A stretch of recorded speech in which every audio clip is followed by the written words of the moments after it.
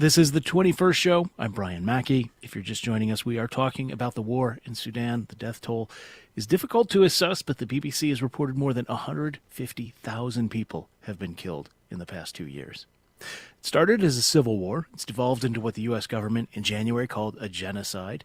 The Rapid Support Forces, an Arab paramilitary group backed by the United Arab Emirates, has executed a campaign of mass violence on the country's minority black ethnic groups. The Sudanese population in the United States is small, according to the latest U.S. Census data, about 92,000 people overall, 2,579 of them in Illinois. A significant share of that number have joined the community in the Quad Cities. And among them are the family of Samir Abdul. He's a stand-up comedian and artist in residence at Northwestern University. Today, Samir is based in Chicago, but he was born in Sudan, grew up in the Quad Cities, and he has a personal connection to what's going on as a survivor of the Darfur Genocide in the early 2000s. He has fun following the events in his native country. Like any good artist, he's also mined his own life experiences for his work. Let's hear a clip from one of his shows at the Lincoln Lodge in Chicago. I'm from Sudan, let's say, Africa. Yeah. This is pretty amazing, you guys know. Most Africans are tall, strong, athletic. That's what most Africans are. Not Sudan, man. Not us, We all look like Kevin Hart. This is unbelievable. Just keep making more Kevin Hart, I don't know, man. I've been chilling with my dad a lot. My dad, for the first 10 years in this country, I was in the Midwest. My dad was in New York working as a taxi driver so that I can go to college and not do this.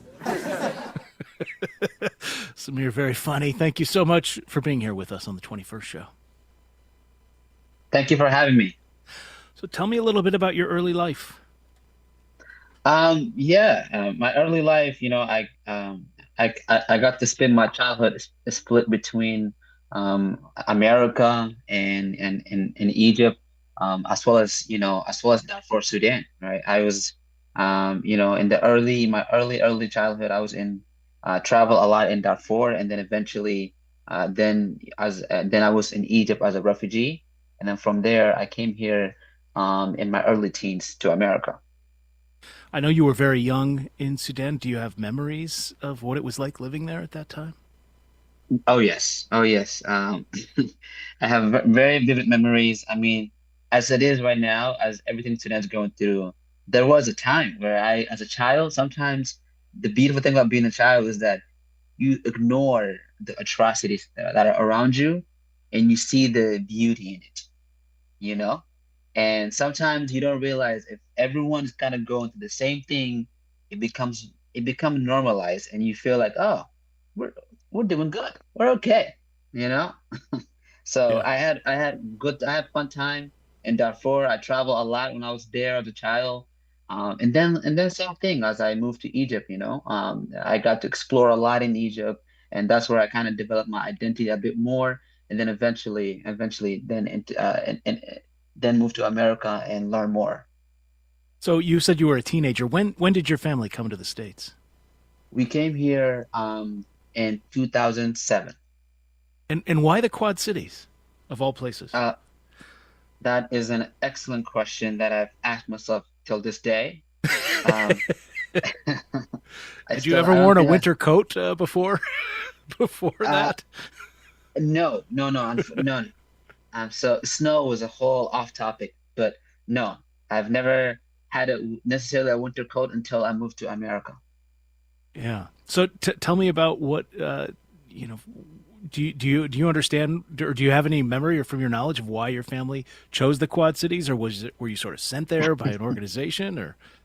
I think, as people naturally move to whatever, country they go, they try to look for others that are similar, maybe other Sudanese that they can relate to. So and Iowa, the Quad City wasn't the first place. We went to Des Moines, Iowa, and there was a big Sudanese population in Iowa in general, which is Iowa City. And I like to make jokes with my parents, letting them know that, hey, I think you guys picked the wrong city in Iowa. Des Moines, is 2 hours outside of Iowa City, which is Iowa City is the biggest Sudanese population in the country at the time. And so Oh, I think my interesting. parents tried to get to Iowa City, and then eventually we landed in Des Moines. And then from there, we spent a few months there, and then eventually Quad City for work. My dad had Okay. a job. All right. All right. Let me take a moment to reintroduce our conversation. If you're just joining us, this is the 21st show. We're speaking with Samir Abdul. He's a stand-up comedian, also currently artist in residence at Northwestern University. He's based in Chicago, born in Sudan, grew up in the Quad Cities, as we've been talking about, and he has a personal connection to what's going on as a survivor of the genocide in Darfur in the early 2000s. We're going to talk more with Samir after a short break. You're listening to the 21st show. Stay with us.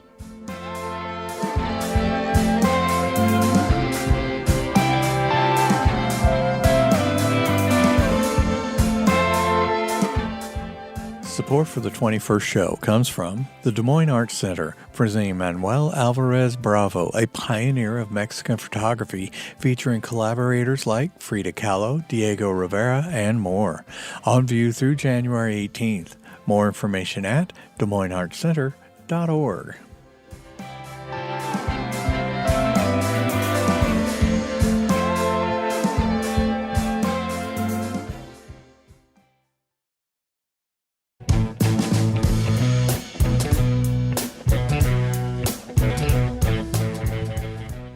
It's the 21st show. I'm Brian Mackey. If you're just joining us, we are talking today about Sudan, in particular the human rights catastrophe that's been unfolding there. More than 150,000 people have been killed, according to the BBC.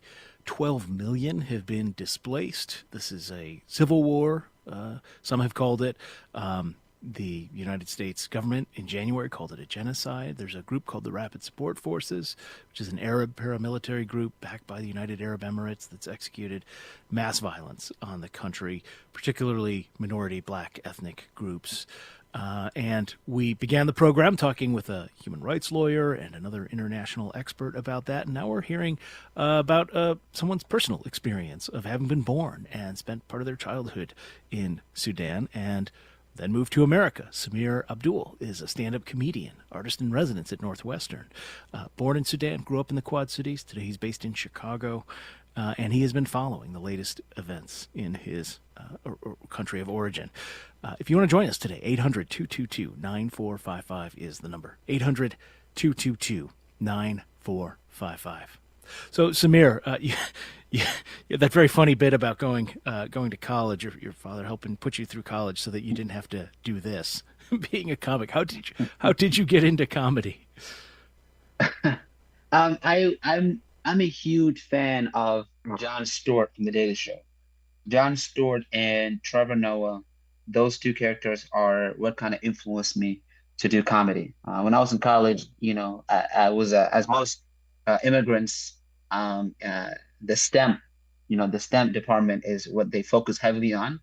And for me in particular, instead of that, I was very, focused on going to medical school. So I was focused on that, and then eventually then I stumbled across the Daily Show, and I just kept on just watching it everywhere. I'm in the bathroom watching the Daily Show. I'm everywhere, and that was from there on. I thought it was so powerful to have that voice where you can share anything in a comedic way, and to me that was real power. And eventually, at some point, I didn't know I was going to do comedy, and I was with a couple of friends in the Iowa area. We were in a bar, and then there was an open mic, and the host came up and gave me the mic. He said, "You want to do some stage time?" And I thought that was pretty insulting. So I went up and started just making fun of the room, and from there was the beginning of a journey. I was going to say, what was that first experience like? Because, you mentioned watching The Daily Show. A lot more people watch The Daily Show than have the courage to pick up a microphone and stand in front of a room of people. So what was that like for you? How did you find the courage to do that? One thing I do, I guess for me was I've I've always enjoyed being around people, especially in and when I was in Iowa. So I didn't really have any hesitant going on the stage. I just thought I had something to say right now, and that we were sitting there, and this is Iowa, and we're a very white populated restaurant that we were there, or a bar that we were there, and me and a couple of friends were the only minorities that were there. And this guy came up to me, he's like, "You guys want do stage time?" And I was like, "How dare would he say that to us?" So I went up and started making fun of them. And then ironically, that became funny. And from there on, I was like, maybe he's onto something that I didn't know. So what? I wonder how your past, right? I mean, being a Mhm. genocide survivor, how does that make its way into your art or into your comedy? Yeah, it's a good question. When I'm doing stand up for the first few years, you're not really thinking of the atrocities of the past, and talking about the conflict of Sudan is such a heavy thing. So you're not thinking about that. You're looking at more of the comedians in your circle, or in whatever given city you're in, and what they're talking about. What's the newest thing everyone's talking about? You're thinking about that while you're also thinking about your own identity of who you are and what struggles you're going through in America. And then eventually, as you foster your voice a bit more, then you have to start now talking about your identity in general, what makes you you, and then then that's when I learned that the conflict in Sudan has shaped me a lot, and I started to bring that up on the stage. It's a very heavy topic, and my job is, when I create this tension, I have to relieve that tension through laughter. I can't just say something so heavy and leave the audience lingering in that emotion without relieving that tension through comedy. So whenever, in that case, that kind of became the superpower for me. So I would say something heavy, maybe, like I grew up in the middle of a genocide in Sudan, and that already gets the room to be very tense. And then say something, a punchline could be like, and I thought that was pretty bad. I thought it can't get worse than a genocide. But boy, was I wrong, because we landed in Iowa. That gets the room to go, you know? uh, so I, I was going to ask how audiences react to that, but you're giving them the out, right? You're giving them, like you said, the Yeah. pressure release. Yeah. Yes. I, talk about constructing material. I'm always interested in this. There's so many different Mhm. techniques that comics have for constructing their material. Are you, a yellow pad person? Are you trying things out, or more improvisatory? How do you approach your work? Yeah, yeah. I normally, every day I was spend about an hour writing by myself, and then you go try to step on the stage. But there's also another component, and that is you write also on the stage. So, and those are the two things I normally do. I write by myself, then go on the stage and try to expand on that idea on the stage, and see if I can further this this joke even more. And that's kind of, yeah. Yeah, yeah. Do audiences seem to understand? Do they have the background knowledge to understand, even where Sudan is, let alone what is happening there now? Most audience, I like to think they do, but my job is to go in there assuming they don't. So then, if I'm gonna talk about Sudan, I need to let them know the premise and or the background of what is Sudan and where's that Sudan. And sometimes I'll do small jokes, as like if I'm in a big Midwestern city, where then I'll be like, "Hey, I'm from Sudan. By the way, that is in Africa. I see a couple of you guys are Googling it right now, right?" And so, and the job is to never make fun of anyone, but rather kind of, give it a little of a joke, by also uplifting them. And it's okay if you don't know. That's kind of what I tell them. Yeah. So I mentioned you're also an artist in residence at Northwestern. What does that entail? What is that like? Yeah, yeah. I've been fortunate enough to get this job of very recently, and basically I'm kind of responsible. for organizing events, particularly comedy shows and other artists that are coming in town. So I'll be the person who's responsible in coordinating that event. Along with that, I also get to teach a little bit.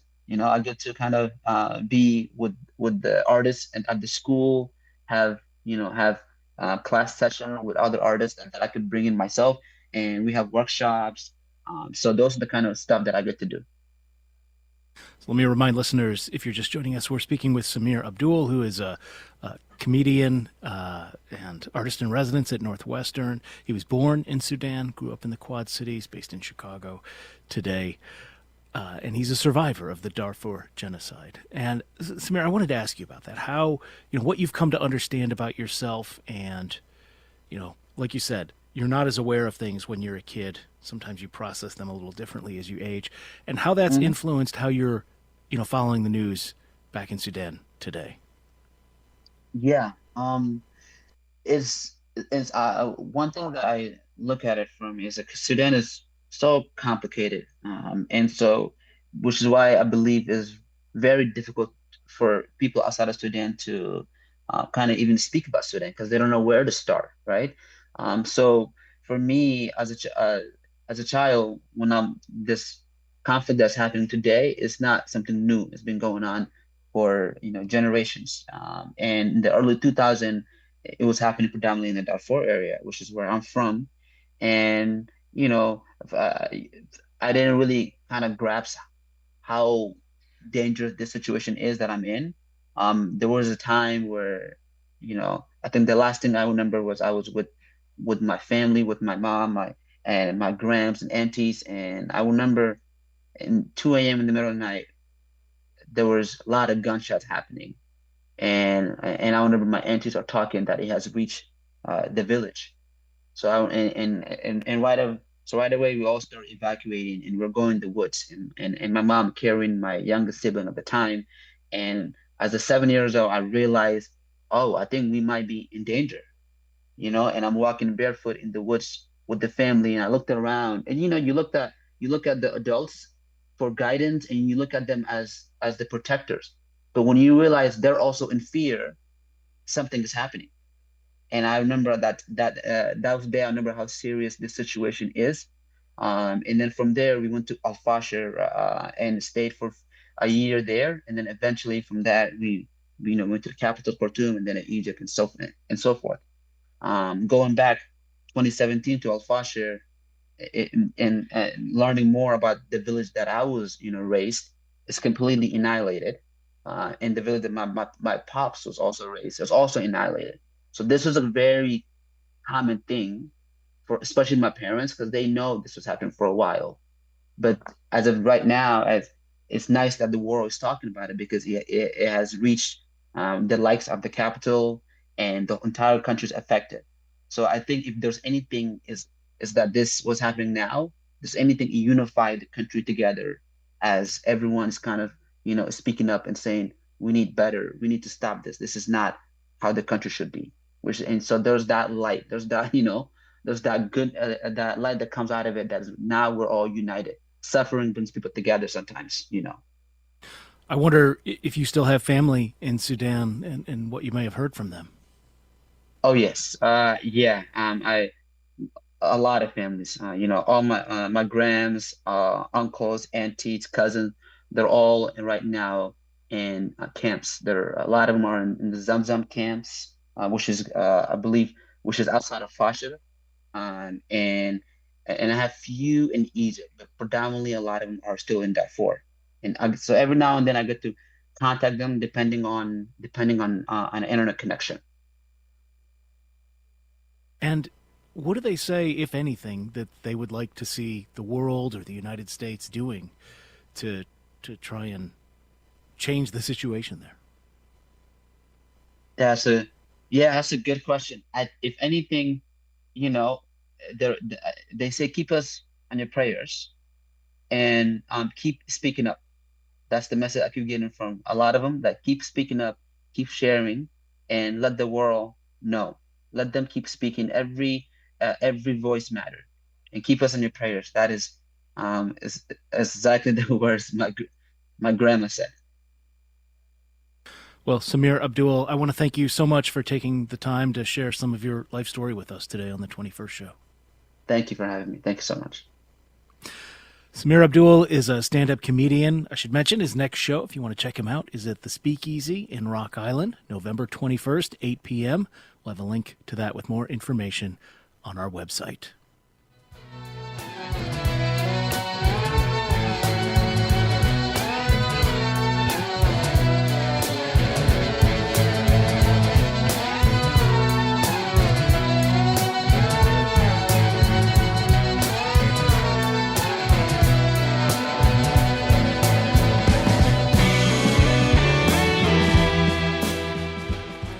That's all the time we have for our show today. We love hearing from you about what we've been talking about. If you have advice on what you think we should have done differently, let us know about it. Maybe you want to suggest topics or guests for future conversations. We'd love to hear that too. The best way to get in touch with us is email. talk@21stshow.org is our address. talk@21stshow.org. You can find that.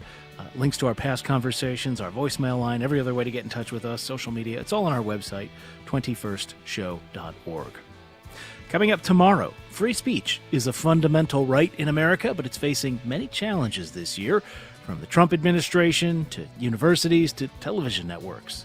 We'll hear from a trio of Illinois reporters who've been covering free speech challenges across the Midwest.